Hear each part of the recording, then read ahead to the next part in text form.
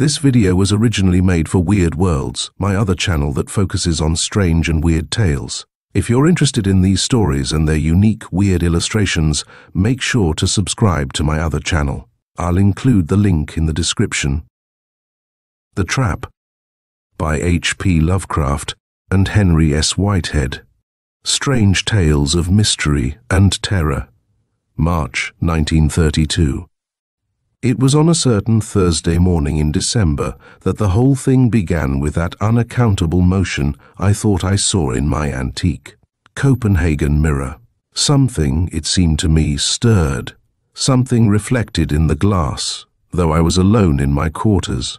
I paused and looked intently, then, deciding that the effect must be a pure illusion, resumed the interrupted brushing of my hair.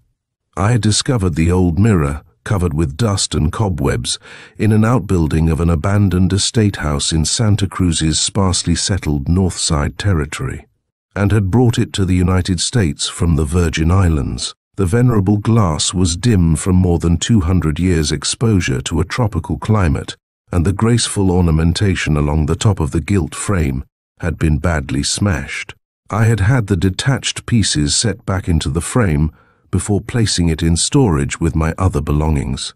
Now, several years later, I was staying half as a guest and half as a tutor at the private school of my old friend Brown on a windy Connecticut hillside, occupying an unused wing in one of the dormitories, where I had 2 rooms and a hallway to myself. The old mirror, stowed securely in mattresses, was the first of my possessions to be unpacked on my arrival, and I had set it up majestically in the living room, on top of an old rosewood console which had belonged to my great-grandmother. The door of my bedroom was just opposite that of the living room, with a hallway between, and I had noticed that by looking into my chiffonier glass, I could see the larger mirror through the 2 doorways, which was exactly like glancing down an endless, though diminishing, corridor. On this Thursday morning, I thought I saw a curious suggestion of motion down that normally empty corridor, but, as I have said, soon dismissed the notion. When I reached the dining room, I found everyone complaining of the cold and learned that the school's heating plant was temporarily out of order. Being especially sensitive to low temperatures, I was myself an acute sufferer, and at once decided not to brave any freezing schoolroom that day. Accordingly, I invited my class to come over to my living room for an informal session around my grate fire, a suggestion which the boys received enthusiastically. After the session, one of the boys, Robert Grandison, asked if he might remain, since he had no appointment for the second morning period. I told him to stay and welcome. He sat down to study in front of the fireplace in a comfortable chair. It was not long, however, before Robert moved to another chair somewhat farther away from the freshly replenished blaze, this change bringing him directly opposite the old mirror. From my own chair in another part of the room, I noticed how fixedly he began to look at the dim, cloudy glass, and wondering what so greatly interested him, was reminded of my own experience earlier that morning. As time passed, he continued to gaze, a slight frown knitting his brows.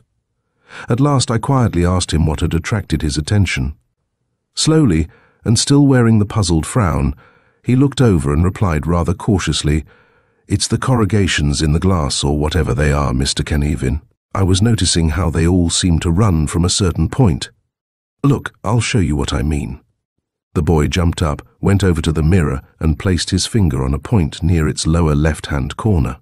"It's right here, sir," he explained, turning to look toward me and keeping his finger on the chosen spot. His muscular action in turning may have pressed his finger against the glass. Suddenly he withdrew his hand as though with some slight effort, and with a faintly muttered, "Ouch." Then he looked at the glass in obvious mystification. "What happened?" I asked, rising and approaching. "Why, he seemed embarrassed. I felt, well, as though it were pulling my finger into it. Seems, perfectly foolish, sir, but, well, it was a most peculiar sensation." Robert had an unusual vocabulary for his 15 years. I came over and had him show me the exact spot he meant. "You'll think I'm rather a fool, sir," he said shamefacedly, "but well, from right here I can't be absolutely sure. From the chair, it seemed to be clear enough." Now thoroughly interested, I sat down in the chair Robert had occupied and looked at the spot he selected on the mirror. Instantly the thing jumped out at me. Unmistakably, from that particular angle, all the many walls in the ancient glass appeared to converge like a large number of spread strings held in one hand and radiating out in streams. Getting up and crossing to the mirror, I could no longer see the curious spot. Only from certain angles, apparently, was it visible. Directly viewed, that portion of the mirror did not even give back a normal reflection, for I could not see my face in it. Manifestly, I had a minor puzzle on my hands. Presently the school gong sounded, and the fascinated Robert Grandison departed hurriedly, leaving me alone with my odd little problem in optics.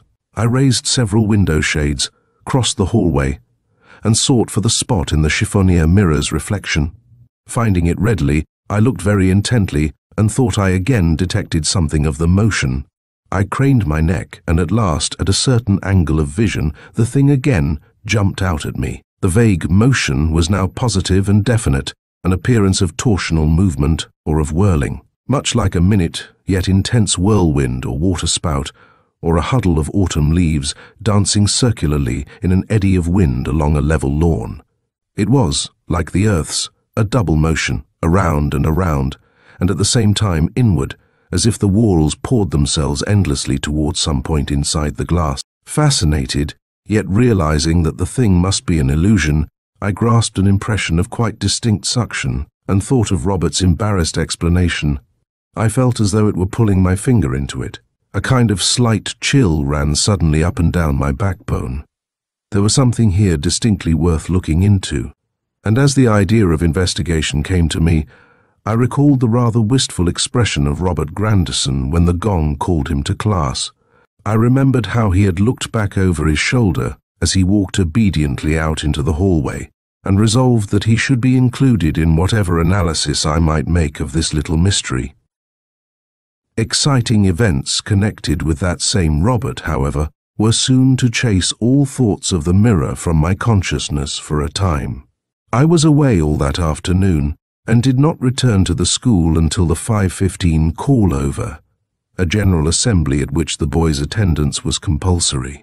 Dropping in at this function with the idea of picking Robert up for a session with the mirror, I was astonished and pained to find him absent, a very unusual and unaccountable thing in his case.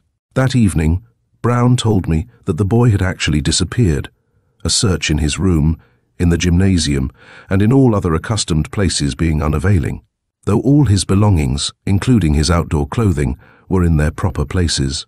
He had not been encountered on the ice or with any of the hiking groups that afternoon, and telephone calls to all the school catering merchants of the neighborhood were in vain. There was, in short, no record of his having been seen since the end of the lesson periods at 2:15, when he had turned up the stairs toward his room in dormitory number 3. When the disappearance was fully realized, the resulting sensation was tremendous throughout the school. Brown, as headmaster, had to bear the brunt of it, and such an unprecedented occurrence in his well-regulated, highly organized institution left him quite bewildered. It was learned that Robert had not run away to his home in western Pennsylvania, nor did any of the searching parties of boys and masters find any trace of him in the snowy countryside around the school. So far as could be seen, he had simply vanished. Robert's parents arrived on the afternoon of the second day after his disappearance. They took their trouble quietly, though, of course, they were staggered by this unexpected disaster. Brown looked 10 years older for it, but there was absolutely nothing that could be done. By the 4th day, the case had settled down in the opinion of the school as an insoluble mystery. Mr. and Mrs. Grandison went reluctantly back to their home, and on the following morning the 10 days' Christmas vacation began. Boys and masters departed in anything but the usual holiday spirit, and Brown and his wife were left, along with the servants, as my only fellow occupants of the big place. Without the masters and boys, it seemed a very hollow shell indeed. That afternoon I sat in front of my grate fire thinking about Robert's disappearance and evolving all sorts of fantastic theories to account for it. By evening I had acquired a bad headache and ate a light supper accordingly. Then, after a brisk walk around the massed buildings, I returned to my living room and took up the burden of thought once more. A little after 10 o'clock, I awakened in my armchair, stiff and chilled, from a doze during which I had let the fire go out. I was physically uncomfortable, yet mentally aroused by a peculiar sensation of expectancy and possible hope. Of course it had to do with the problem that was harassing me, for I had started from that inadvertent nap with a curious, persistent idea. The odd idea that a tenuous, hardly recognizable Robert Grandison had been trying desperately to communicate with me. I finally went to bed with one conviction unreasoningly strong in my mind. Somehow, I was sure that young Robert Grandison was still alive. That I should be receptive of such a notion will not seem strange to those who know my long residence in the West Indies and my close contact with unexplained happenings there. It will not seem strange either that I fell asleep with an urgent desire to establish some sort of mental communication with the missing boy. Even the most prosaic scientists affirm, with Freud, Jung, and Adler, that the subconscious mind is most open to external impressions in sleep, though such impressions are seldom carried over intact into the waking state. Going a step further and granting the existence of telepathic forces, it follows that such forces must act most strongly on a sleeper, so that if I were ever to get a definite message from Robert, it would be during a period of profoundest slumber. Of course, I might lose the message in waking, but my aptitude for retaining such things has been sharpened by types of mental discipline picked up in various obscure corners of the globe. I must have dropped to sleep instantaneously, and from the vividness of my dreams and the absence of wakeful intervals I judged that my sleep was a very deep one.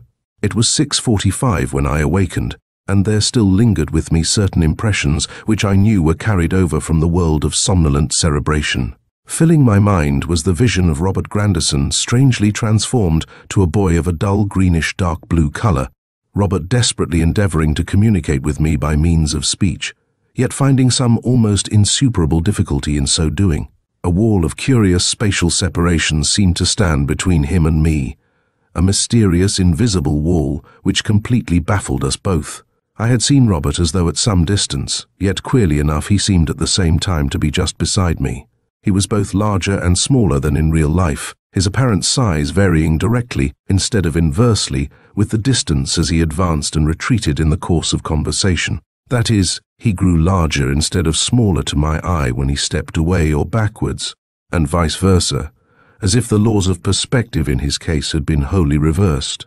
His aspect was misty and uncertain, as if he lacked sharp or permanent outlines, and the anomalies of his coloring and clothing baffled me utterly at first. At some point in my dream, Robert's vocal efforts had finally crystallized into audible speech, albeit speech of an abnormal thickness and dullness. I could not for a time understand anything he said, and even in the dream racked my brain for a clue to where he was, what he wanted to tell, and why his utterance was so clumsy and unintelligible. Then, little by little, I began to distinguish words and phrases, the very first of which sufficed to throw my dreaming self into the wildest excitement and to establish a certain mental connection which had previously refused to take conscious form because of the utter incredibility of what it implied. I do not know how long I listened to those halting words amidst my deep slumber, but hours must have passed while the strangely remote speaker struggled on with his tale. There was revealed to me such a circumstance as I cannot hope to make others believe without the strongest corroborative evidence, yet which I was quite ready to accept as truth, both in the dream and after waking, because of my former contacts with uncanny things. The boy was obviously watching my face, mobile in receptive sleep, as he choked along. For about the time I began to comprehend him, his own expression brightened and gave signs of gratitude and hope. Any attempt to hint at Robert's message, as it lingered in my ears after a sudden awakening in the cold, brings this narrative to a point where I must choose my words with the greatest care. Everything involved is so difficult to record that one tends to flounder helplessly. I have said that the revelation established in my mind a certain connection, which reason had not allowed me to formulate consciously before. This connection, I need no longer hesitate to hint, had to do with the old Copenhagen mirror whose suggestions of motion had so impressed me on the morning of the disappearance, and whose wall-like contours and apparent illusions of suction had later exerted such a disquieting fascination on both Robert and me. Resolutely, though my outer consciousness had previously rejected what my intuition would have liked to imply, it could reject that stupendous conception no longer. What was fantasy in the tale of Alice now came to me as a grave and immediate reality. That looking-glass had indeed possessed a malign, abnormal suction, and the struggling speaker in my dream made clear the extent to which it violated all the known precedents of human experience and all the age-old laws of our three sane dimensions. It was more than a mirror, it was a gate, a trap, a link with spatial recesses not meant for the denizens of our visible universe and realizable only in terms of the most intricate non-Euclidean mathematics. And in some outrageous fashion, Robert Grandison had passed out of our ken into the glass and was there immured, waiting for release. It is significant that upon awakening, I harbored no genuine doubt of the reality of the revelation, that I had actually held conversation with a transdimensional Robert, rather than evoked the whole episode from my broodings about his disappearance and about the old illusions of the mirror, was as certain to my utmost instincts as any of the instinctive certainties commonly recognized as valid. The tale thus unfolded to me was of the most incredibly bizarre character. As had been clear on the morning of his disappearance, Robert was intensely fascinated by the ancient mirror. All through the hours of school, he had it in mind to come back to my living room and examine it further.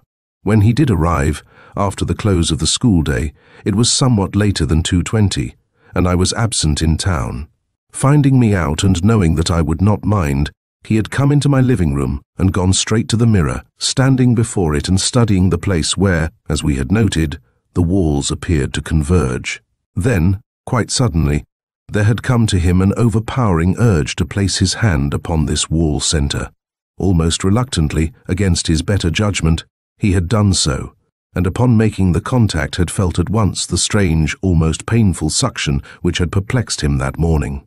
Immediately thereafter, quite without warning, but with a wrench which seemed to twist and tear every bone and muscle in his body and to bulge and press and cut at every nerve, he had been abruptly drawn through and found himself inside. Once through, the excruciatingly painful stress upon his entire system was suddenly released. He felt, he said, as though he had just been born, a feeling that made itself evident every time he tried to do anything, walk, stoop, turn his head or utter speech. Everything about his body seemed a misfit.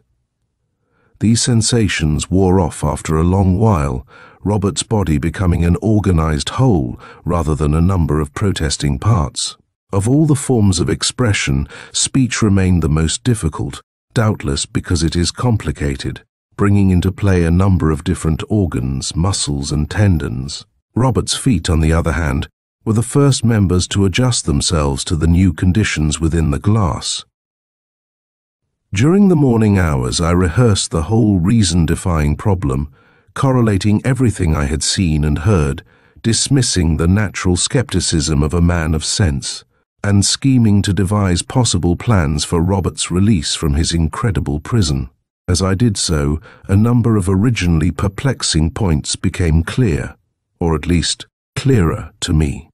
There was, for example, the matter of Robert's coloring. His face and hands, as I have indicated, were a kind of dull greenish-dark blue, and I may add that his familiar blue Norfolk jacket had turned to a pale lemon yellow, while his trousers remained a neutral grey as before. Reflecting on this after waking, I found the circumstance closely allied to the reversal of perspective which made Robert seem to grow larger when receding and smaller when approaching. Here, too, was a physical reversal, for every detail of his colouring in the unknown dimension was the exact reverse or complement of the corresponding colour detail in normal life. In physics, the typical complementary colours are blue and yellow, and red and green. These pairs are opposites, and when mixed yield grey. Robert's natural colour was a pinkish buff, the opposite of which is the greenish blue I saw. His blue coat had become yellow, while the grey trousers remained grey. This latter point baffled me until I remembered that grey is itself a mixture of opposites. There is no opposite for grey, or rather, it is its own opposite.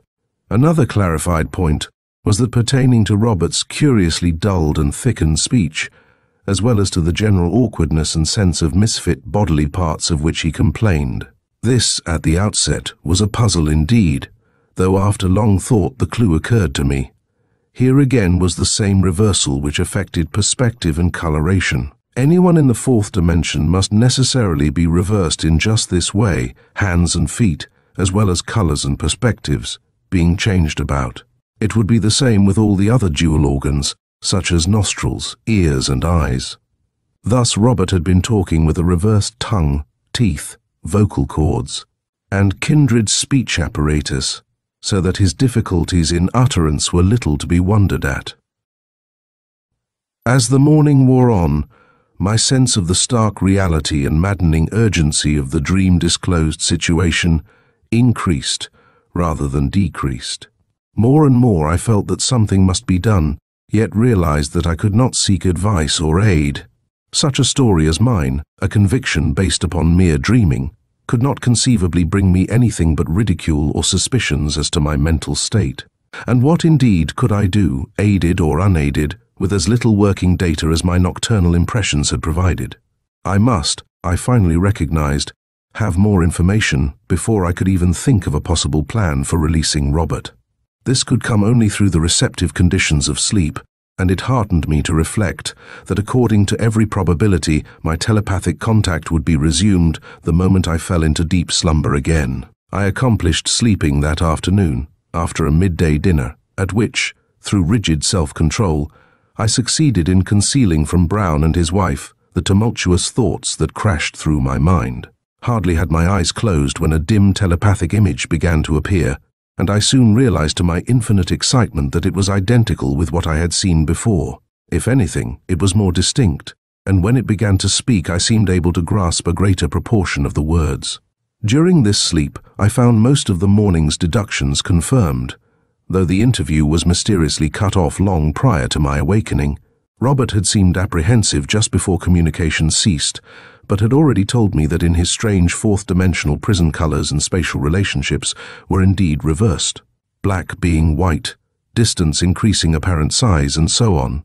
He had also intimated that, notwithstanding his possession of full physical form and sensations, most human vital properties seemed curiously suspended. Nutriment, for example, was quite unnecessary, a phenomenon really more singular than the omnipresent reversal of objects and attributes, since the latter was a reasonable and mathematically indicated state of things. Another significant piece of information was that the only exit from the glass to the world was the entranceway, and that this was permanently barred and impenetrably sealed so far as egress was concerned. That night I had another visitation from Robert, nor did such impressions, received at odd intervals while I slept receptively minded, cease during the entire period of his incarceration. His efforts to communicate were desperate and often pitiful, for at times the telepathic bond would weaken, while at other times fatigue, excitement, or fear of interruption would hamper and thicken his speech. I may as well narrate as a continuous whole all that Robert told me throughout the whole series of transient mental contacts, perhaps supplementing it at certain points with facts directly related after his release. The telepathic information was fragmentary and often nearly inarticulate, but I studied it over and over during the waking intervals of 3 intense days, classifying and cogitating with feverish diligence, since it was all that I had to go upon if the boy were to be brought back into our world. The fourth-dimensional region in which Robert found himself was not, as in scientific romance, an unknown and infinite realm of strange sights and fantastic denizens, but was rather a projection of certain limited parts of our own terrestrial sphere within an alien and normally inaccessible aspect or direction of space. It was a curiously fragmentary, intangible, and heterogeneous world, a series of apparently dissociated scenes merging indistinctly one into the other, their constituent details having an obviously different status from that of an object drawn into the ancient mirror as Robert had been drawn. These scenes were like dream vistas or magic lantern images, elusive visual impressions of which the boy was not really a part. but which formed a sort of panoramic background or ethereal environment against which or amidst which he moved. He could not touch any of the parts of these scenes, walls, trees, furniture, and the like, but whether this was because they were truly non-material or because they always receded at his approach, he was singularly unable to determine. Everything seemed fluid, mutable, and unreal. When he walked, it appeared to be on whatever lower surface the visible scene might have, floor, path, greensward, or such, but upon analysis he always found that the contact was an illusion. There was never any difference in the resisting force met by his feet, and by his hands when he would stoop experimentally, no matter what changes of apparent surface might be involved. He could not describe this foundation or limiting plane on which he walked as anything more definite than a virtually abstract pressure balancing his gravity. Of definite tactile distinctiveness it had none, and supplementing it there seemed to be a kind of restricted levitational force which accomplished transfers of altitude. He could never actually climb stairs, yet would gradually walk up from a lower level to a higher. Passage from one definite scene to another involved a sort of gliding through a region of shadow or blurred focus where the details of each scene mingled curiously. All the vistas were distinguished by the absence of transient objects, and the indefinite or ambiguous appearance of such semi-transient objects as furniture or details of vegetation. The lighting of every scene was diffuse and perplexing, and of course the scheme of reversed colors, bright red grass, yellow sky with confused black and gray cloud forms, white tree trunks, and green brick walls gave to everything an air of unbelievable grotesquerie. There was an alteration of day and night, which turned out to be a reversal of the normal hours of light and darkness at whatever point on the earth the mirror might be hanging. This seemingly irrelevant diversity of the scenes puzzled Robert until he realized that they comprised merely such places as had been reflected for long continuous periods in the ancient glass. This also explained the odd absence of transient objects, the generally arbitrary boundaries of vision, and the fact that all exteriors were framed by the outlines of doorways or windows. The glass, it appeared, had power to store up these intangible scenes through long exposure, though it could never absorb anything corporeally, as Robert had been absorbed, except by a very different and particular process. But, to me at least, the most incredible aspect of the mad phenomenon was the monstrous subversion of our known laws of space involved in the relation of various illusory scenes to the actual terrestrial regions represented. I have spoken of the glass as storing up the images of these regions, but this is really an inexact definition. In truth, each of the mirror scenes formed a true and quasi-permanent fourth-dimensional projection of the corresponding mundane region, so that whenever Robert moved to a certain part of a certain scene, as he moved into the image of my room when sending his telepathic messages, he was actually in that place itself. On Earth, though under spatial conditions which cut off all sensory communication, in either direction, between him and the present tridimensional aspect of the place. Theoretically speaking, a prisoner in the glass could in a few moments go anywhere on our planet, into any place, that is, which had ever been reflected in the mirror's surface. This probably applied even to places where the mirror had not hung long enough to produce a clear, illusory scene, the terrestrial region being then represented by a zone of more or less formless shadow. Outside the definite scenes was a seemingly limitless waste of neutral grey shadow about which Robert could never be certain, and into which he never dared stray far, lest he become hopelessly lost to the real and mirror worlds alike. Among the earliest particulars which Robert gave was the fact that he was not alone in his confinement. Various others, all in antique garb, were in there with him. A corpulent middle-aged gentleman with tied queue and velvet knee breeches, who spoke English fluently though with a marked Scandinavian accent. A rather beautiful small girl with very blonde hair which appeared a glossy dark blue. Two apparently mute Negroes, whose features contrasted grotesquely with the pallor of their reversed-coloured skins. 3 young men. 1 young woman, a very small child, almost an infant, and a lean, elderly Dane of extremely distinctive aspect, and a kind of half-malign intellectuality of countenance. This last-named individual, Axel Holm, who wore the satin small clothes, flared skirted coat, and voluminous full-bottomed periwig of an age more than 2 centuries in the past, was notable among the little band as being the one responsible for the presence of them all.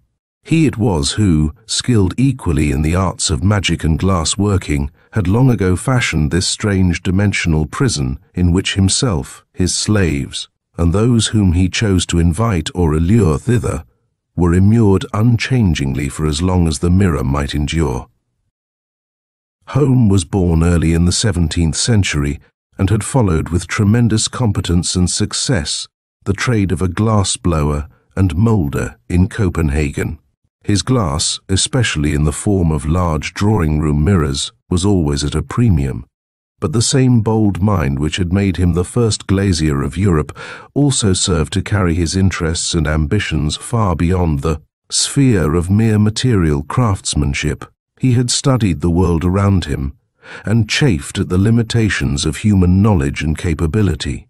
Eventually he sought for dark ways to overcome those limitations and gained more success than is good for any mortal. He had aspired to enjoy something like eternity, the mirror being his provision to secure this end. Serious study of the fourth dimension was far from beginning with Einstein in our own era, and Home, more than erudite in all the methods of his day, knew that a bodily entrance into that hidden phase of space would prevent him from dying in the ordinary physical sense. Research showed him that the principle of reflection undoubtedly forms the chief gate to all dimensions beyond our familiar 3, and chance placed in his hands a small and very ancient glass, whose cryptic properties he believed he could turn to advantage. Once inside this mirror, according to the method he had envisaged, he felt that life, in the sense of form and consciousness, would go on virtually forever, provided the mirror could be preserved indefinitely from breakage or deterioration. Home made a magnificent mirror, such as would be prized and carefully preserved, and in it deftly fused the strange wall-configured relic he had acquired. Having thus prepared his refuge and his trap, he began to plan his mode of entrance and conditions of tenancy. He would have with him both servitors and companions, and as an experimental beginning he sent before him into the glass 2 dependable Negro slaves brought from the West Indies. What his sensations must have been upon beholding this first concrete demonstration of his theories, only imagination can conceive. Undoubtedly, a man of his knowledge realized that absence from the outside world, if deferred beyond the natural span of life of those within, must mean instant dissolution at the first attempt to return to that world. But, barring that misfortune or accidental breakage, those within would remain forever as they were at the time of entrance. They would never grow old, and would need neither food nor drink. To make his prison tolerable, he sent ahead of him certain books and writing materials, a chair and table of stoutest workmanship, and a few other accessories. He knew that the images which the glass would reflect or absorb would not be tangible, but would merely extend around him like a background of dream. His own transition in 1687 was a momentous experience, and must have been attended by mixed sensations of triumph and terror. Had anything gone wrong, there were frightful possibilities of being lost in dark and inconceivable multiple dimensions. For over 50 years he had been unable to secure any additions to the little company of himself and slaves. But later on he had perfected his telepathic method of visualizing small sections of the outside world close to the glass, and attracting certain individuals in those areas through the mirror's strange entrance. Thus Robert, influenced into a desire to press upon the door, had been lured within. Such visualizations depended wholly on telepathy, since no one inside the mirror could see out into the world of men. It was, in truth, a strange life that Home and his company had lived inside the glass, since the mirror had stood for fully a century with its face to the dusty stone wall of the shed where I found it. Robert was the first being to enter this limbo after all that interval. His arrival was a gala event, for he brought news of the outside world, which must have been of the most startling impressiveness to the more thoughtful of those within. He, in his turn, young though he was, felt overwhelmingly the weirdness of meeting and talking with persons who had been alive in the 17th and 18th centuries. The deadly monotony of life for the prisoners can only be vaguely conjectured. As mentioned, its extensive spatial variety was limited to localities which had been reflected in the mirror for long periods, and many of these had become dim and strange as tropical climates had made inroads on the surface. Certain localities were bright and beautiful, and in these the company usually gathered, but no scene could be fully satisfying, since the visible objects were all unreal and intangible, and often of perplexingly indefinite outline. When the tedious periods of darkness came, the general custom was to indulge in memories, reflections, or conversations. Each one of that strange, pathetic group had retained his or her personality unchanged and unchangeable since becoming immune to the time effects of outside space. The number of inanimate objects within the glass, aside from the clothing of the prisoners, was very small, being largely limited to the accessories Holmes had provided for himself. The rest did without even furniture, since sleep and fatigue had vanished along with most other vital attributes. Such inorganic things as were present seemed as exempt from decay as the living beings. The lower forms of animal life were wholly absent. Robert derived most of his information from Herr Thiele, the gentleman who spoke English with a Scandinavian accent. This portly Dane had taken a fancy to him and talked at considerable length. The others, too, had received him with courtesy and goodwill. Holmes himself, seeming well disposed, had told him about various matters, including the door of the trap. The boy, as he told me later, was sensible enough never to attempt communication with me when Holmes was nearby. Twice, while thus engaged, he had seen Holmes appear, and had accordingly ceased at once. At no time could I see the world behind the mirror's surface. Robert's visual image, which included his bodily form and the clothing connected with it, was, like the oral image of his halting voice and like his own visualization of myself, a case of purely telepathic transmission, and did not involve true interdimensional sight. However, had Robert been as trained a telepathist as Holmes, he might have transmitted a few strong images apart from his immediate person. Throughout this period of revelation, I had, of course, been desperately trying to devise a method for Robert's release. On the 4th day, the 9th after the disappearance, I hit on a solution. Everything considered, my laboriously formulated process was not a very complicated one, though I could not tell beforehand how it would work, while the possibility of ruinous consequences in case of a slip was appalling. This process depended, basically, on the fact that there was no possible exit from inside the glass. If Holmes and his prisoners were permanently sealed in, then release must come wholly from outside. Other considerations included the disposal of the other prisoners, if any survived, and especially of Axel Holmes. What Robert had told me of him was anything but reassuring, and I certainly did not wish him loose in my apartment, free once more to work his evil will upon the world. The telepathic messages had not made fully clear the effect of liberation on those who had entered the glass so long ago. There was, too, a final though minor problem in case of success, that of getting Robert back into the routine of school life without having to explain the incredible. In case of failure, it was highly inadvisable to have witnesses present at the release operations, and lacking these, I simply could not attempt to relate the actual facts if I should succeed. Even to me, the reality seemed a mad one whenever I let my mind turn from the data so compellingly presented in that tense series of dreams. When I had thought these problems through as far as possible, I procured a large magnifying glass from the school laboratory and studied minutely every square millimeter of that wall center, which presumably marked the extent of the original ancient mirror used by Holmes. Even with this aid, I could not quite trace the exact boundary between the old area and the surface added by the Danish wizard, but after a long study decided on a conjectural oval boundary, which I outlined very precisely with a soft blue pencil. I then made a trip to Stamford, where I procured a heavy glass-cutting tool, for my primary idea was to remove the ancient and magically potent mirror from its later setting. My next step was to figure out the best time of day to make the crucial experiment. I finally settled on 2:30 a.m., both because it was a good season for uninterrupted work, and because it was the opposite of 2:30 p.m., the probable moment at which Robert had entered the mirror. This form of oppositeness may or may not have been relevant, but I knew at least that the chosen hour was as good as any, and perhaps better than most. I finally set to work in the early morning of the 11th day after the disappearance, having drawn all the shades of my living room and closed and locked the door into the hallway. Following with breathless care the elliptical line I had traced, I worked around the wall section with my steel-wheeled cutting tool. The ancient glass, half an inch thick, crackled crisply under the firm, uniform pressure, and upon completing the circuit, I cut around it a second time, crunching the roller more deeply into the glass.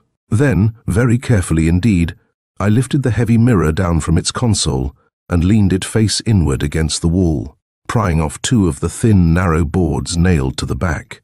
With equal caution, I smartly tapped the cut-around space with the heavy wooden handle of the glass cutter. At the very first tap, the wall-containing section of glass dropped out on the Bokhara rug beneath. I did not know what might happen, but was keyed up for anything and took a deep, involuntary breath. I was on my knees for convenience at the moment, with my face quite near the newly made aperture, and as I breathed there poured into my nostrils a powerful dusty odor, a smell not comparable to any other I have ever encountered. Then everything within my range of vision suddenly turned to a dull grey before my failing eyesight, as I felt myself overpowered by an invisible force which robbed my muscles of their power to function. I remember grasping weakly and futilely at the edge of the nearest window drapery and feeling it rip loose from its fastening. Then I sank slowly to the floor as the darkness of oblivion passed over me. When I regained consciousness, I was lying on the Bokhara rug, with my legs held unaccountably up in the air. The room was full of that hideous and inexplicable dusty smell, and as my eyes began to take in definite images, I saw that Robert Grandison stood in front of me. It was he, fully in the flesh and with his colouring normal, who was holding my legs aloft to bring the blood back to my head, as the school's first aid course had taught him to do with persons who had fainted. For a moment I was struck mute by the stifling odour and by a bewilderment which quickly merged into a sense of triumph. Then I found myself able to move and speak collectedly. I raised a tentative hand and waved feebly at Robert. "All right, old man," I murmured. "You can let my legs down now. Many thanks. I'm all right again, I think. It was the smell, I imagine, that got me. Open that farthest window, please, wide from the bottom. That's it, thanks. No, leave the shade down the way it was." I struggled to my feet, my disturbed circulation adjusting itself in waves, and stood upright, hanging to the back of a big chair. I was still groggy, but a blast of fresh, bitterly cold air from the window revived me rapidly. I sat down in the big chair and looked at Robert, now walking toward me. "First," I said hurriedly, "tell me, Robert, those others home. What happened to them when I opened the exit?" Robert paused halfway across the room and looked at me very gravely. "I saw them fade away into nothingness, Mr. Carnavin," he said with solemnity, "and with them everything. There isn't any more inside, sir, thank God, and you, sir." And young Robert, at last yielding to the sustained strain which he had borne through all those terrible 11 days, suddenly broke down like a little child and began to weep hysterically in great, stifling, dry sobs. I picked him up and placed him gently on my davenport, threw a rug over him, sat down by his side, and put a calming hand on his forehead. "Take it easy, old fellow," I said soothingly. The boy's sudden and very natural hysteria passed as quickly as it had come on, as I talked to him reassuringly about my plans for his quiet restoration to the school. The interest of the situation and the need of concealing the incredible truth beneath a rational explanation took hold of his imagination as I had expected, and at last he sat up eagerly, telling the details of his release and listening to the instructions I had thought out. He had, it seems, been in the projected area of my bedroom when I opened the way back, and had emerged in that actual room, hardly realizing that he was out. Upon hearing a fall in the living room, he had hastened thither, finding me on the rug in my fainting spell. I need mention only briefly my method of restoring Robert in a seemingly normal way, how I smuggled him out of the window in an old hat and sweater of mine, took him down the road in my quietly started car, coached him carefully in a tale I had devised, and returned to arouse Brown with the news of his discovery.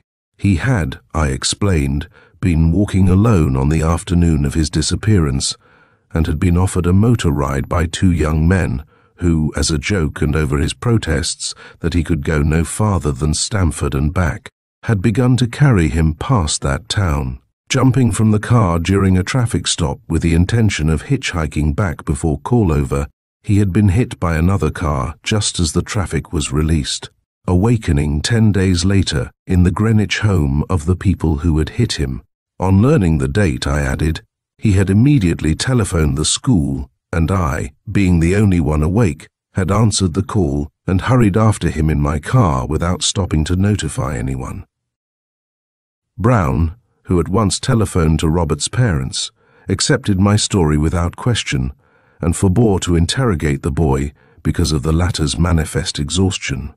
It was arranged that he should remain at the school for a rest under the expert care of Mrs. Brown, a former trained nurse. I naturally saw a good deal of him during the remainder of the Christmas vacation and was thus enabled to fill in certain gaps in his fragmentary dream story. Now and then we would almost doubt the actuality of what had occurred, wondering whether we had not both shared some monstrous delusion born of the mirror's glittering hypnotism, and whether the tale of the ride and accident were not after all the real truth. But whenever we did so, we would be brought back to belief by some monstrous and haunting memory, with me, of Robert's dream figure and its thick voice and inverted colours, with him, of the whole fantastic pageantry of ancient people and dead scenes that he had witnessed. And then there was that joint recollection of that damnable dusty odour. We knew what it meant, the instant dissolution of those who had entered an alien dimension a century and more ago. There are, in addition, at least 2 lines of rather more positive evidence, one of which comes through my researches in Danish annals concerning the sorcerer Axel Holm. Such a person, indeed, left many traces in folklore and written records and diligent library sessions, plus conferences with various learned Danes have shed much more light on his evil fame. At present, I need say only that the Copenhagen glassblower, born in 1612, was a notorious Luciferian, whose pursuits and final vanishing formed a matter of awed debate over 2 centuries ago. He had burned with a desire to know all things and to conquer every limitation of mankind, to which end he had delved deeply into occult and forbidden fields ever since he was a child. He was commonly held to have joined a coven of the dreaded witch cult, and the vast lore of ancient Scandinavian myth, with its Loki the Sly One and the accursed Fenris wolf, was soon an open book to him. He had strange interests and objectives, few of which were definitely known, but some of which were recognized as intolerably evil. It is recorded that his 2 Negro helpers, originally slaves from the Danish West Indies, had become mute soon after their acquisition by him, and that they had disappeared not long before his own disappearance from the ken of mankind. Near the close of an already long life, the idea of a glass of immortality appears to have entered his mind. That he had acquired an enchanted mirror of inconceivable antiquity was a matter of common whispering, it being alleged that he had purloined it from a fellow sorcerer who had entrusted it to him for polishing. This mirror, according to popular tales, a trophy as potent in its way as the better-known Aegis of Minerva or Hammer of Thor, was a small oval object called Loki's glass, made of some polished fusible mineral and having magical properties which included the divination of the immediate future and the power to show the possessor his enemies. That it had deeper potential properties, realizable in the hands of an erudite magician, none of the common people doubted, and even educated persons attached much fearful importance to Holmes' rumoured attempts to incorporate it in a larger glass of immortality. Then had come the wizard's disappearance in 1687, and the final sale and dispersal of his goods amidst a growing cloud of fantastic legendary. It was, altogether, just such a story as one would laugh at if possessed of no particular key, yet to me, remembering those dream messages and having Robert Grandison's corroboration before me, it formed a positive confirmation of all the bewildering marvels that had been unfolded. But as I have said, there is still another line of rather positive evidence of a very different character at my disposal. 2 days after his release, As Robert, greatly improved in strength and appearance, was placing a log on my living room fire, I noticed a certain awkwardness in his motions and was struck by a persistent idea. Summoning him to my desk, I suddenly asked him to pick up an inkstand, and was scarcely surprised to note that, despite lifelong right-handedness, he obeyed unconsciously with his left hand.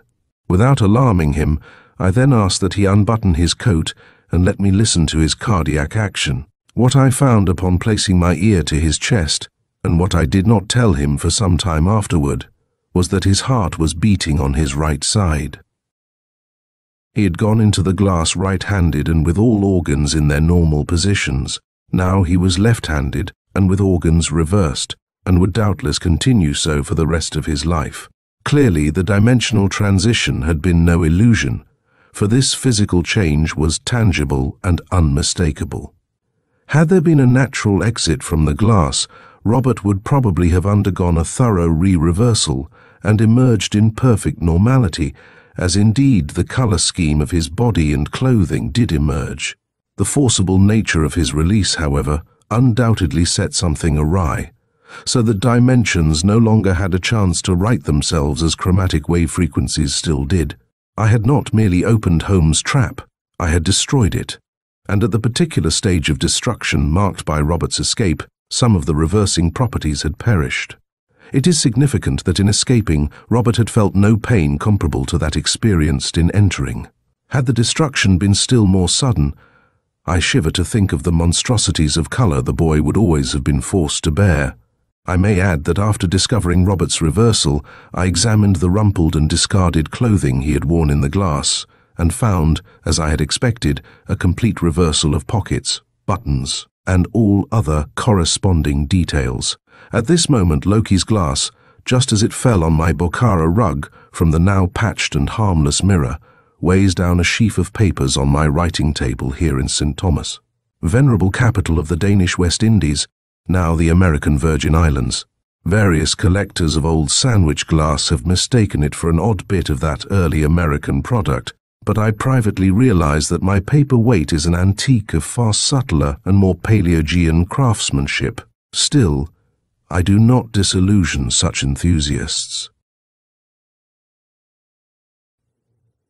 End of the Trap by H.P. Lovecraft and Henry S. Whitehead.